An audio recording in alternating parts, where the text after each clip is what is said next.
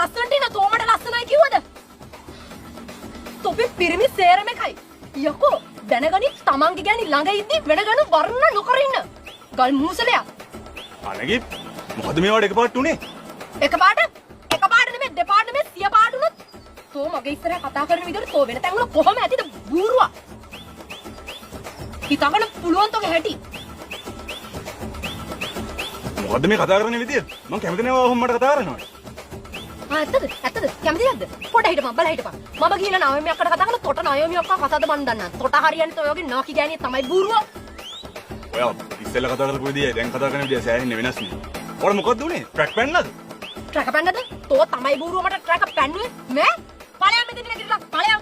තෝ එන්න බෑ අපේ ගෙවල් පැත්ත පලාද පස් පාගන්න. ඵලයි ඉතින්. බූරුවා. තමුසර පිස්සුදෝයි? මේ මොන මොකටද මේ? මං යනවා යන්න. මං දැන් තමයි තමුසගේ ඇත්ත ස්වරූපය දැනගන්නේ. ඇත්තද?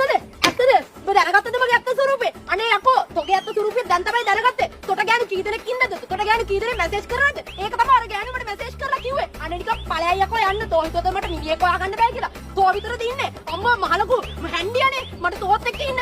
මේ පැත්ත පාදින්න දු පස් පාගන්නද? ඵලයා මෙතන යන්න. තෝ වගේ එකෙක් ඕනේ නෑ යකෝ. මං හොඳ මිනිහෙක් හොයන් පෙන්නනවා. දරුස් කොහොඳයි තොට වැඩිය.